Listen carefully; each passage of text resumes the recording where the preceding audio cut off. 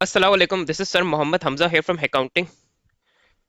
तो this is May June 2018 paper 31। तो ये A2 का पेपर है और इसमें से हम कंपनी अकाउंट्स का वो क्वेश्चन करेंगे। और ये वो कंपनी अकाउंट्स का क्वेश्चन है जो कि पेपर A2 का ऑल दो, लेकिन इस पे 70 to 80% AS की ही कंपनी टेस्ट हुई है। तो ये क्वेश्चन मैं इसलिए सॉल्व कर रहा हूँ कि A2 के स्टूडेंट्स को हाईलाइट करने के लिए कि A2 के पेपर में AS की कंपनी पे भी पूरा क्वेश्चन फुल फ्लैश आ सकता है।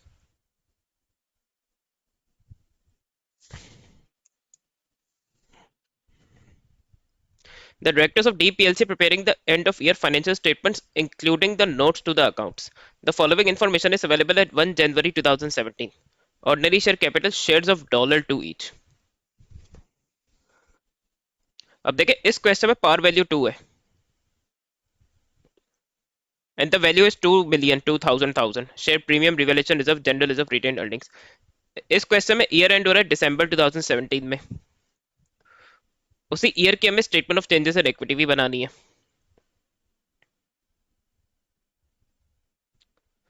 तो एएस में कोई भी ऐसा क्वेश्चन नहीं जिसमें पार वैल्यू 2 हो। तो इसमें पार वैल्यू 2 है। On 1 June, an interim dividend of 0.2 per ordinary share was paid. तो अभी 1 जून तक तो उस क्वेश्चन में कोई शेयर इशू नहीं हुआ है, तो जो ये ईयर बिगनिंग के शेयर्स हैं इस पे ही ये डिविडेंड पे कर दिया जाएगा। On 1 October, an issue of 500,000 ordinary shares was made at 2.4 per share to raise money to purchase an additional factory. देखिए इसमें पार वैल्यू 2 है और इशू हो रहा है इस पे शेयर 2.4 का। इसका मतलब 0.4 का प्रीमियम है पर share.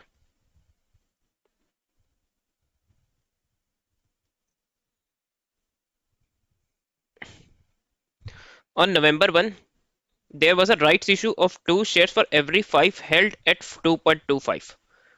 The rights issue was necessary to fund the unexpected costs on the purchase of the factory. The issue was fully subscribed.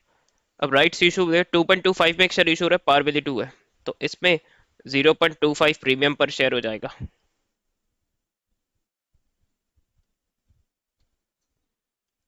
On 1 December, there was a bonus issue of 4 shares for every 10 held on that date. The reserves are maintained in their most flexible form. इसका meaning वही है कि पहले share premium use होगा, if that's not sufficient तो we will use retain earnings. और इसमें एक प्रॉब्लम है कि 2018 का क्वेश्चन है, तो इसके अगर अपना मार्क्स स्कीम देखेंगे तो उस पर शेयर प्रीमियम सफिशिएंट नहीं पड़ रहा होगा, तो वो रिवैल्यूएशन रिजर्व उसके बाद यूज कर रहा होगा बोनस इशू के लिए। लेकिन अब हम इसे 2023 के अकॉर्डेंस में इसको सॉल्व करेंगे। तो शेयर प्रीमियम अगर सफिशिएंट नहीं है तो we are going to use retain earnings after that and we are not going to use revaluation reserve for the bonus issue. अच्छा, the finance director inform the other director that profit from operations.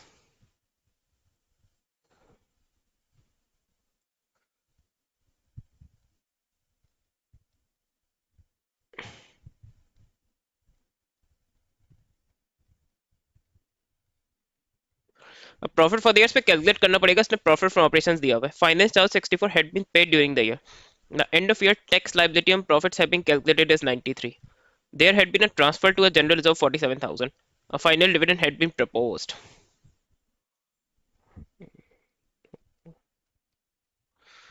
तो ये current year के account पे adjust ही नहीं होता propose dividend, so we are going to ignore it. इसमें हम पहले बी करेंगे, फिर हम इस पे थ्योरी के पार्ट्स करेंगे। Prepare statement of changes in equity, a total column is not required. तो जो प्रीवियस वीडियोस है उस पर मैं टोटल कॉलम इलस्ट्रेट करके दिखा चुका हूँ कि उस पर हॉरिजॉन्टली वर्टिकली मैचिंग कैसे कर सकते हैं। तो यहाँ मैं टोटल कॉलम दोबारा बना के टाइम वेस्ट नहीं करूंगा और उस पर रिक्वायर्ड भी नहीं है। तो जिन्हें टोटल कॉलम्स में इंटरेस्ट है वो प्रीवियस वीडियोस देख सकते हैं कंपनी की।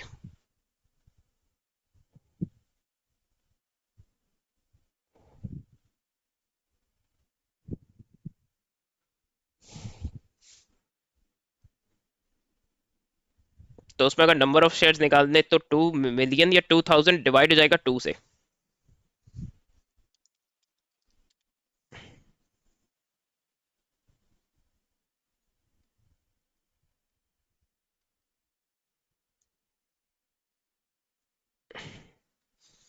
तो यहाँ भी हम नंबर ऑफ शेयर्स की वर्किंग करेंगे, उस शेयर इश्यूज भी 3 है इस क्वेश्चन में, so we need to be more careful. तो ईयर बिगनिंग के नंबर ऑफ शेयर्स है 1 मिलियन या 1,000 1,000।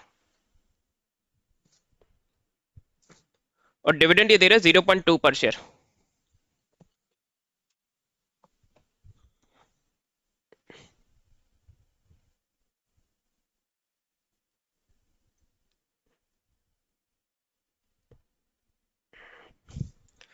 तो ये पर शेयर है 0.2। इसको करा देंगे 1 मिलियन से।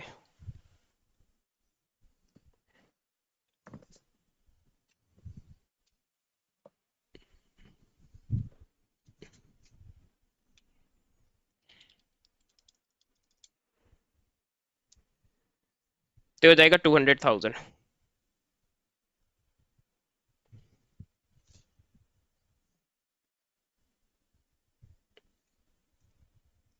इसके बाद 500,000 शेयर्स का ऑर्डर शेयर इशू हो रहा है।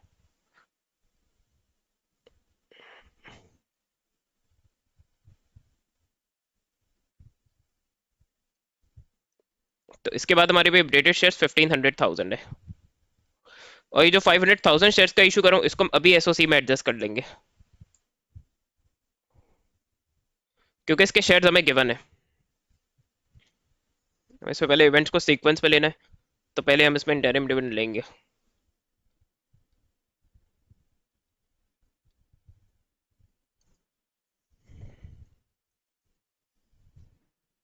तो इंटरिम डिविडेंड रिटेन अर्निंग से देंगे तो 200,000 यहाँ से माइनस हो जाएगा।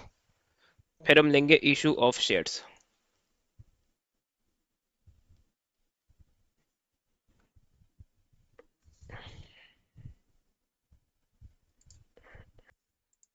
तो मेरे जो शेयर इशू है इसमें एक share ordinary share capital par value से क्रेडिट होता है, तो पार वैल्यू हम 2 को करा देंगे 500,000 शेयर से ऑर्डनरी शेयर कैपिटल के लिए। So this will be 1 million.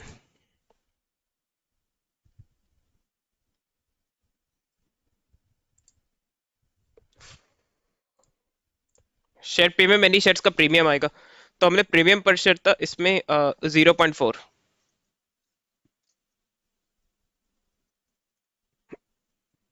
तो दिस इज 200,000 शेयर प्रीमियम में ऐड हो जाएगा।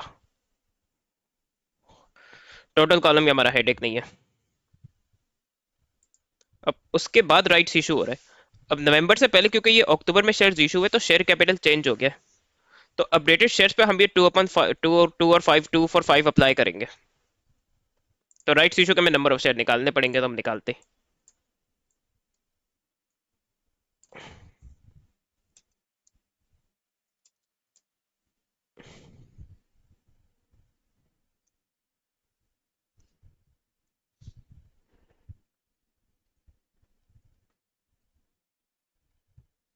तो हमारे अपडेटेड शेयर्स है 1500,000। तो उसमें जो 2 पहले मेंशन है तो वो न्यूमरेटर हो जाएगा, 5 डिनोमिनेटर हो जाएगा।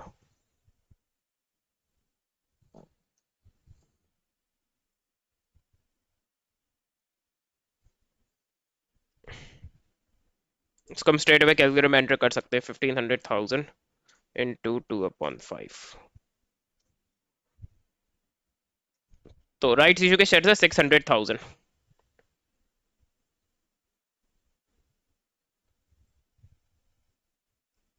इसी के जरिए हम राइट्स इशू की भी वैल्यूज निकाल सकते हैं।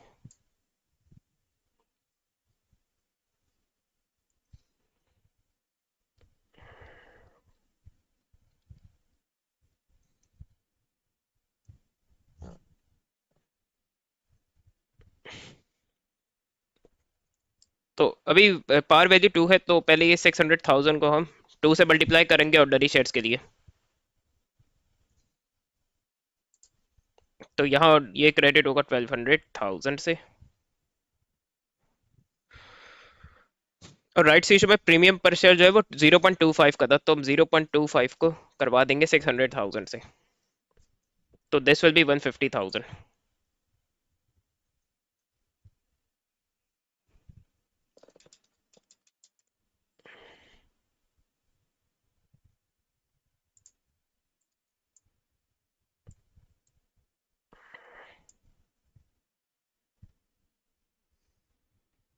तो राइट्स इशू के हम शेयर्स ऐड कर देंगे इसमें।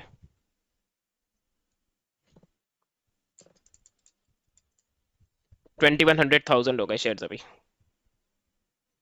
Before the bonus issue of shares. अब सबसे लास्ट पे बोनस इशू हो रहा है, दिसंबर में, उससे पहले 2 बार शेयर कैपिटल चेंज हुआ है, तो हमारे पास अपडेटेड शेयर होने चाहिए 4/4 को यूज करने के लिए। और बोनस इशू से एक और वर्किंग हम करेंगे, क्योंकि बोनस इशू के लिए शेयर प्रीमियम यूज होता है, और बोनस इशू से पहले अक्टूबर को और नवंबर को शेयर प्रीमियम में चेंज आया है, तो इंक्रीज हुआ है शेयर प्रीमियम। तो हम शेयर प्रीमियम की अपडेटेड फिगर निकालेंगे।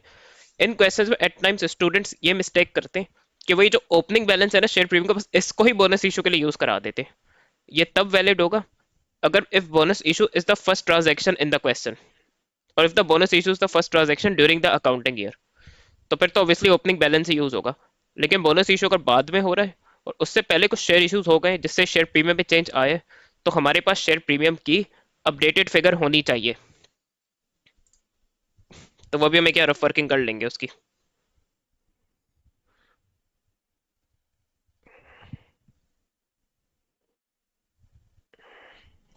तो शेयर प्रीमियम का ओपनिंग बैलेंस है 300।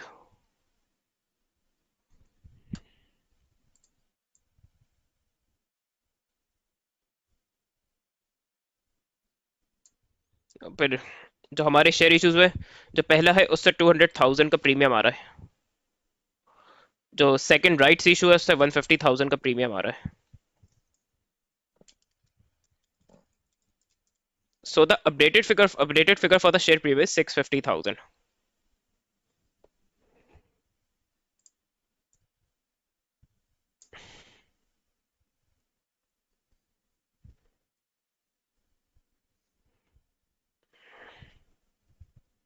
अब हम बोनस इशू के शेयर्स कैलकुलेट करेंगे, उसी से उसकी वैल्यू निकाल सकते हैं। तो updated share number of shares are 2100,000, उस पर लग जाएगा 4/10।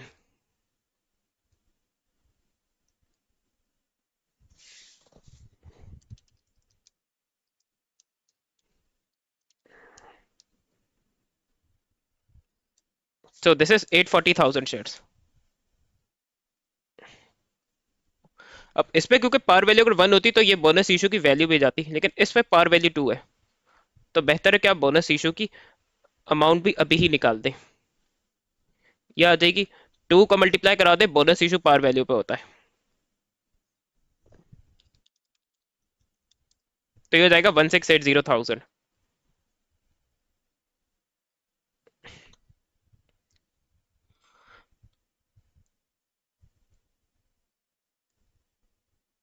अब आप लोग खुद देख सकते हैं कि शेयर प्रीमियम हमारे पास 650,000 है, तो हम 650,000 शेयर प्रीमियम से लेंगे।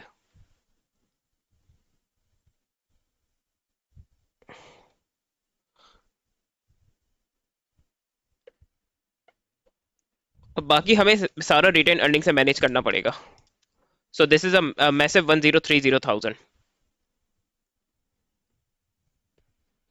But we can't do anything about it. Revaluation reserve तो नहीं यूज होगा बोनस इशू के लिए, हम उसको 2023 के अकॉर्डिंग में सॉल्व कर रहे हैं।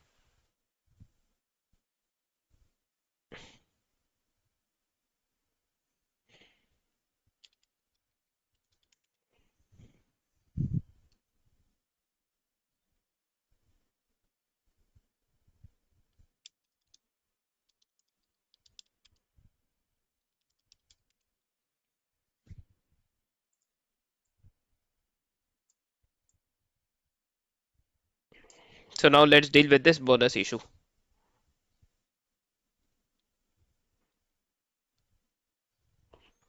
तो शेयर कैपिटल तो आपका पूरा देके 1680 से ही क्रेडिट होगा।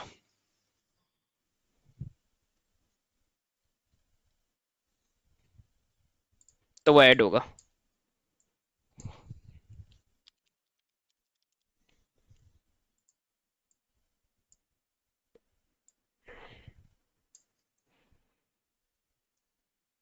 शेयर प्रीमियम पूरा 650 से डिक्रीज माइनस हो जाएगा, डिक्रीज होगा, और रिटेन अर्निंग डिक्रीज होगा 1030,000 से।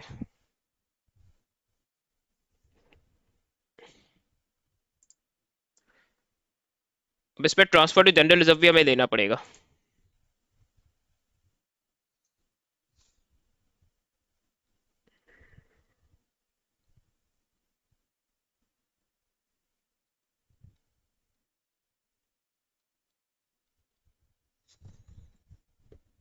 47,000 ट्रांसफर कर रहे हैं, तो यहाँ रिटेन अर्निंग से माइनस होगा, और जनरल रिजर्व में ऐड होगा।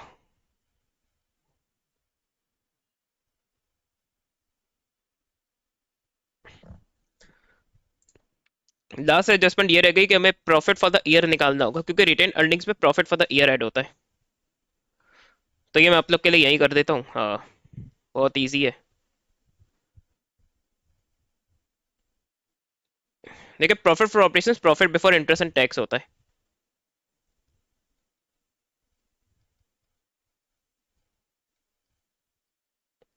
प्रॉफिट फ्रॉम ऑपरेशन है 520,000, लेस फाइनेंस कॉस्ट, इंटरेस्ट है 64,000। और एक साथ ही कोई रफ वर्किंग है तो टैक्स भी एक साथ ही माइनस कर हम कर देंगे 93,000। This will provide us with profit for the year 520 minus 64 minus 93, so this will be 363,000।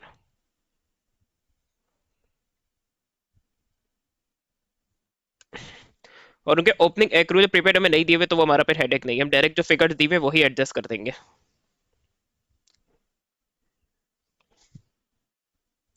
Last हमारी ट्रांजेक्शन्स पे प्रॉफिट फॉर द ईयर है।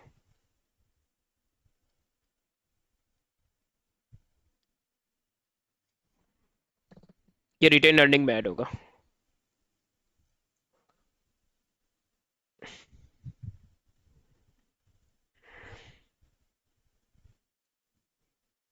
अब हम निकालेंगे closing balances, balances at 31 December 2017। For ordinary share capital 2 million opening है, फिर 1 million, फिर 1200, और फिर बोनस इशू, क्योंकि ओपनिंग बैलेंस के बाद 3 शेयर इशूज है। So that is 5,880,000।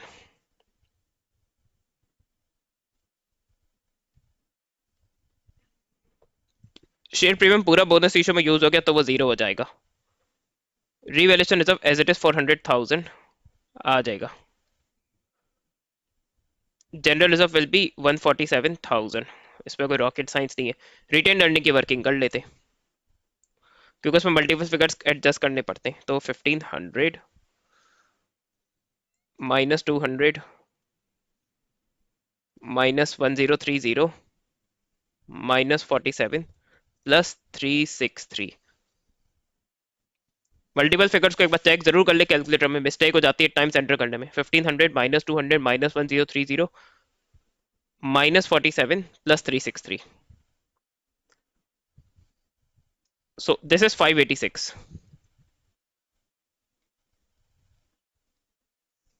we are done with this statement of changes in equity। आप लोग पॉज करके नोट डाउन कर सकते हैं इसको।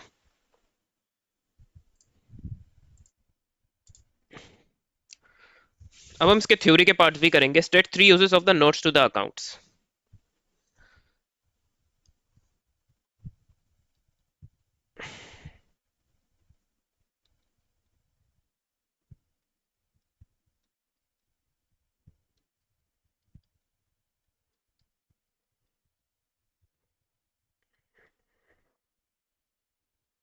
Schedule of non current assets आपका notes to the financial statements में होता है।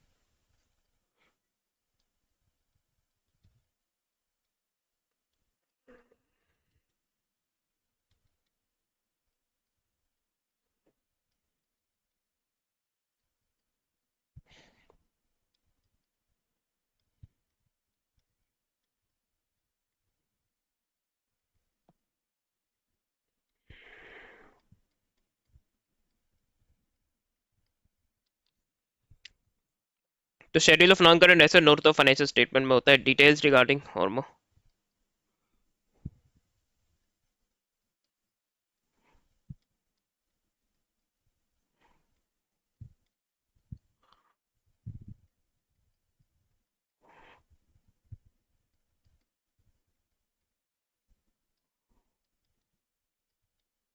और एक जो इजी पॉइंट है,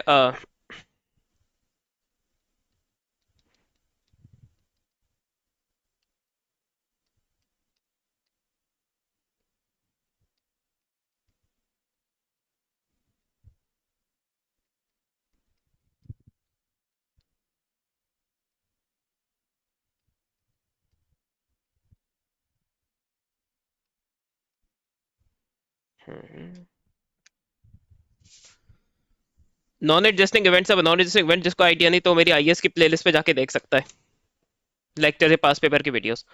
तो नॉन एडजस्टिंग इवेंट जो कि अकाउंट्स पे एडजस्ट नहीं होते लेकिन उनकी information note to the financial statements में होती है, और फर्दर वेरियस कंपोनेंट्स से उनकी फाइनेंशियल स्टेटमेंट समराइज्ड होते हैं। उनकी फर्दर डिटेल चाहिए तो notes to the financial statements में होती है। जैसे रिजर्व्स का सिर्फ टोटल दिया हुआ होता है बैलेंस शीट में, अब कौन से कैपिटल रिजर्व्स के रेवेन्यू रिजर्व्स की जो डिटेल्स है वो इसमें notes to the financial statements में होती है। कौन से बिजनेस आईएएस फॉलो कर रहे हो, कौन सी अकाउंटिंग पॉलिसीज वो यूज कर रहे हैं, वो भी इसकी भी इंफॉर्मेशन होती है।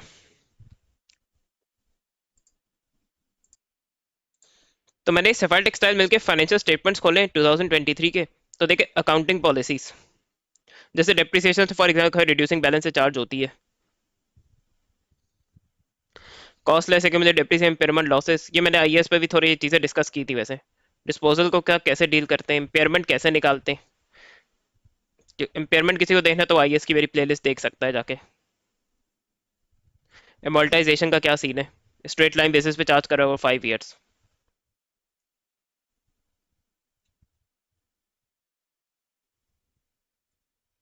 Stock and trade lower of cost and NRV, NRV भी एक्सप्लेन कर रहा है,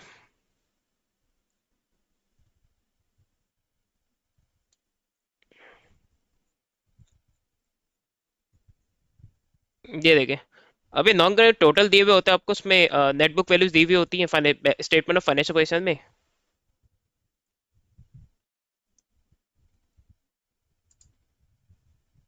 और ये काफी एक्चुअल कंपनीज का काफी लेंदी होता है schedule of non current assets, और ये आप लोग के A2 के सिलेबस में भी है।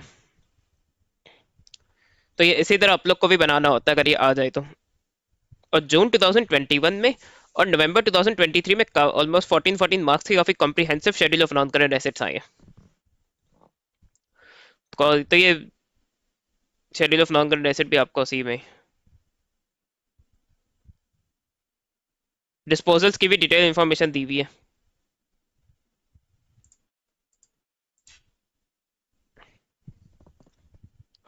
और सबसे लास्ट में एक चीज दिखानी है जो कि नॉन एडजस्टिंग इवेंट्स के बारे में सबसे लास्ट में दिया हुआ होता है फाइनेंशियल स्टेटमेंट्स में, ये देखें। Non adjusting event subsequent to the reporting date.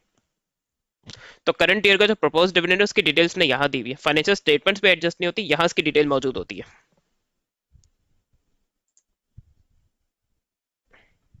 अच्छा, फिर हम थ्योरी का क्वेश्चन भी करेंगे। After the share issues there was a decrease in the market price of one ordinary share to 2.1. One of the shareholders at the AGM stated that instead of the share issues, the director should have carried out the following: finance the purchase of the new factory through a loan of 2200 repayable over 5 years with total interest payable of 68,000. Paid the shareholders an extra 0.5 per share in their final dividend rather than a bonus issue. Advise whether or not the directors acted in the best interest of the shareholder. Justify or answer with relevant calculations. सबसे पहले देखे जो easy points आप raise कर सकते हैं, सबसे पहले उसी से as many marks as possible secure करने की कोशिश करें। सबसे पहला पॉइंट ये हो जाएगा,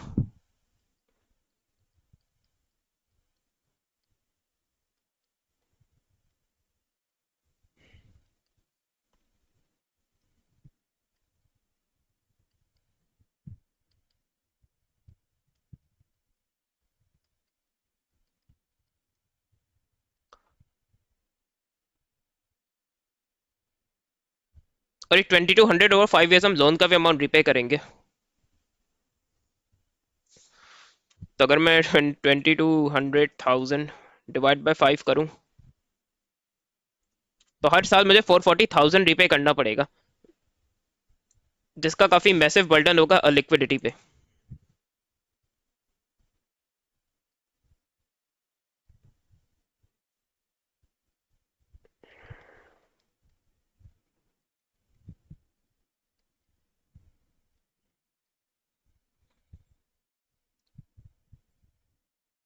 पर इंटरेस्ट का भी निकाल लेते हैं, 68,000 टोटल 5 सालों का इंटरेस्ट है, एक साल का कितना बनेगा 13,600। तो अगर मैं 440,000 प्लस 13,600 करूं तो लोन की वजह से हर साल लिक्विडिटी या कैश फ्लो मेरा डिक्रीज होगा 45300 से।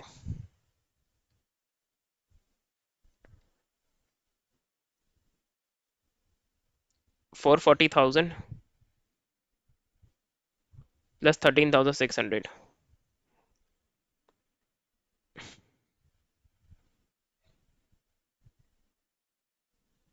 एक पॉइंट ये भी हो जाएगा कि शेयर इश्यूज हमने कि वो रीपे नहीं करने।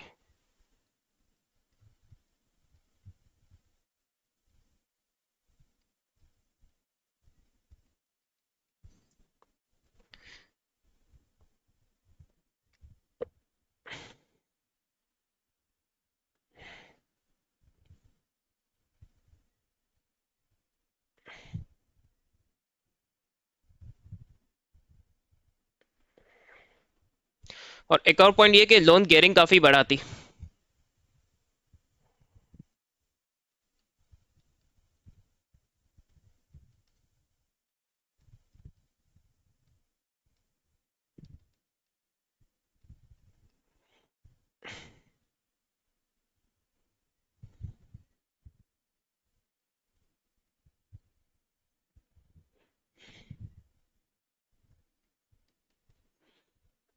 इसलिए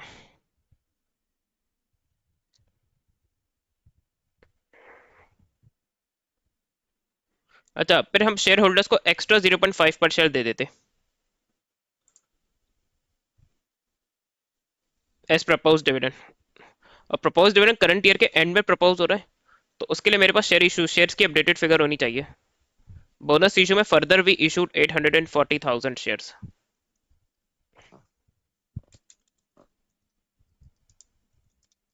सो दिस इज 2,940,000।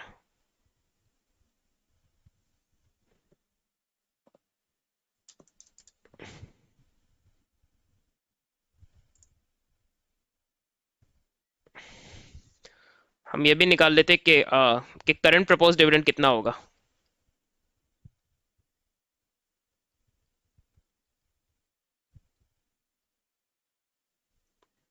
करंट है हमारा 0.1 का, तो 0.1 को हम करा देंगे 2,940,000 से।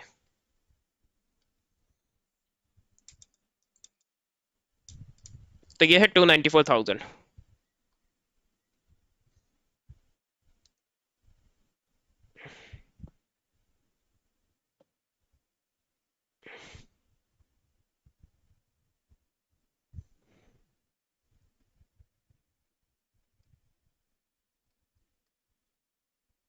बोनस इशू जो अपडेटेड शेयर है वो 2,940,000 है। लेकिन ये जो एडिशनल 0.5 पर शेयर का अगर डिविडेंड देते, तो ये तब देने को कह रहा है शेयर होल्डर अगर हमने बोनस इशू ना किया होता। तो instead of bonus issue the company should have paid 0.5 पर शेयर एक्स्ट्रा फाइनल डिविडेंड। तो इट मींस ये जो एक्स्ट्रा प्रपोज डिविडेंड है, ये इन शेयर्स पे दिया जाएगा 2,100,000 में, बिफोर बोनस इशू वाले जो शेयर्स है।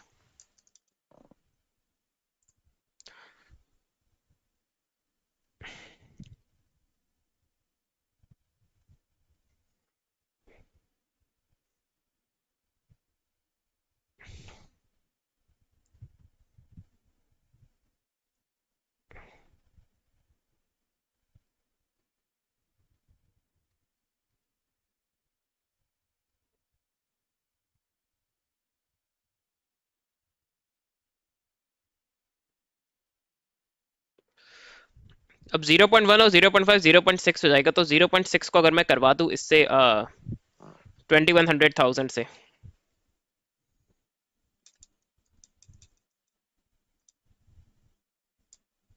तो 1,260,000 के डिविडेंड बनेंगे। और करंटली जो प्रपोज डिविडेंड बनेगा वो 294,000 का बनेगा। तो बोनस इशू के शेयर ना मिलने के बावजूद उनका डिविडेंड काफी ज्यादा होता, तो हम एडिशनल डिविडेंड भी निकाल सकते हैं। 1,260 माइनस 294, तो 966,000 का एडिशनल डिविडेंड हो जाता। लेकिन अभी काफी मैसिव डिविडेंड पेमेंट होती तो। और यहाँ लिमिटेड कंपनी की लिक्विडिटी के बारे में कोई इंफॉर्मेशन गिवन नहीं है।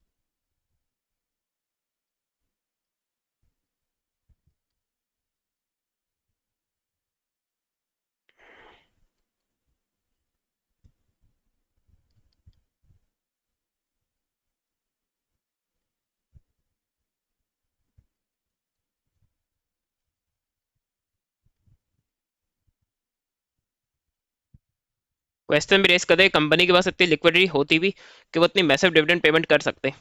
तो अगर डिफरेंस के अलावा टोटल में भी कंसिडर कर ले 1,260,000 का डिविडेंड बनेगा।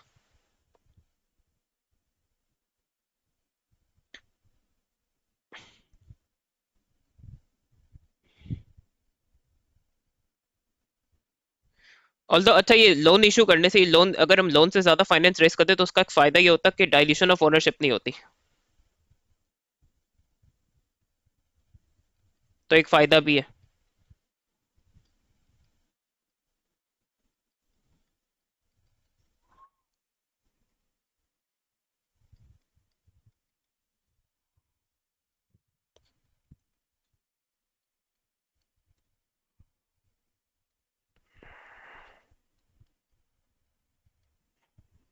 मगर लोन का एक फायदा भी होता।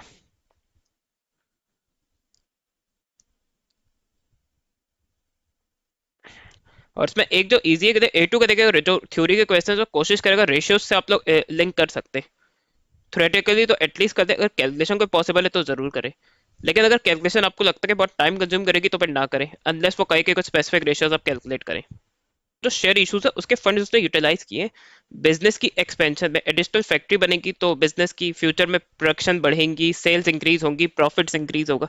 जैसे अमेजोन ने देखे अपने जो ऑनलाइन ई कॉमर्स के अलावा उसने अमेजोन प्राइम वीडियो में एक्सपेंड किया, गेम्स पे भी एक्सपेंड किया, किंडल, ई बुक्स और अलेक्सा स्मार्ट होम्स पे। तो उसने देखे डिफरेंट चीज़ों में री इन्वेस्ट किया जो उसने अपने ई कॉमर्स से कमाया, और उसने उसमें फर्दर ग्रोथ अचीव की, फर्दर प्रॉफिट्स में राइज अचीव किया। And it further added to the status of Jeff Bezos as a billionaire. And तो अभी वक्त ही देखिए शेयर प्राइस गिर गई ज्यादा शेयर इशू करने से। लेकिन इन फ्यूचर,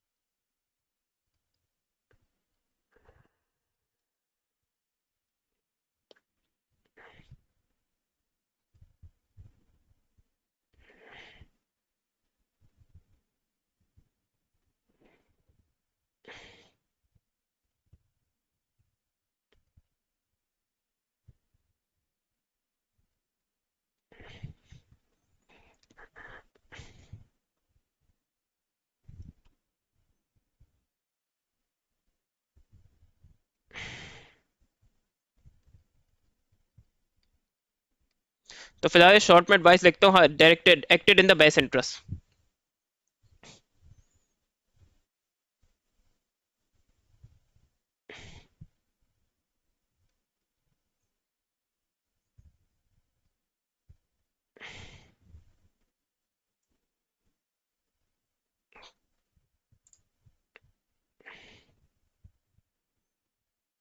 तो आप लोग चाहे तो पॉज करके नोट डाउन या कर सकते हैं, स्क्रीनशॉट ले सकते हैं।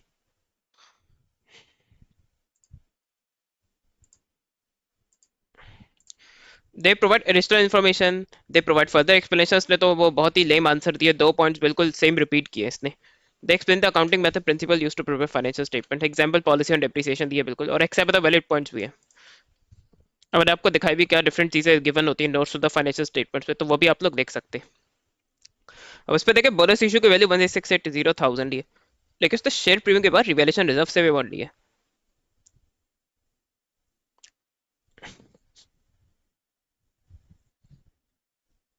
फिर उसने रिटेन अर्निंग से भी अमाउंट लिया है, फिर उसने जनरल रिजर्व से भी।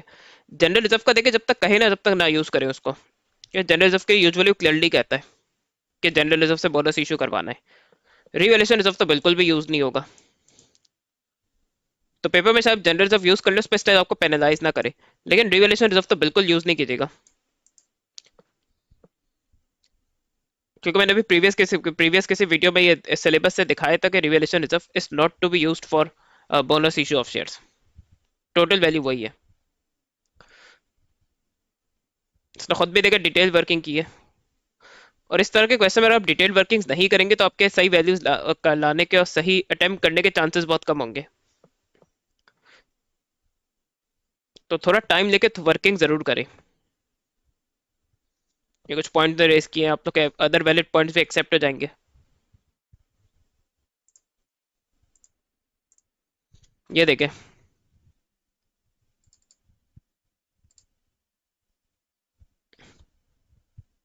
Few candidate were state more than one use of the notes, with many just producing three examples of items within the financial statements. This was well answered with some fully correct statements, and nearly all candidates scored high marks. Despite being told that the reserves are maintained in the most flexible form, some candidates incorrectly used the revenue reserves before the capital reserve when accounting for the bonus issue. ये कहे तो भी पहले share premium भी use करना है bonus issue के लिए, ऐसा स्टेटमेंट ना भी कहे तो भी शेयर प्रीमियम भी पहले यूज होगा बोनस इशू के लिए। A limited number of candidates were able to calculate profit for the year, ये तो बहुत इजी एडजस्टमेंट थी।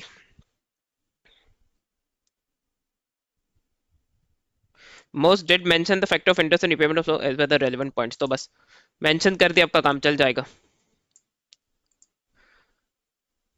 अल्लाह हाफिज।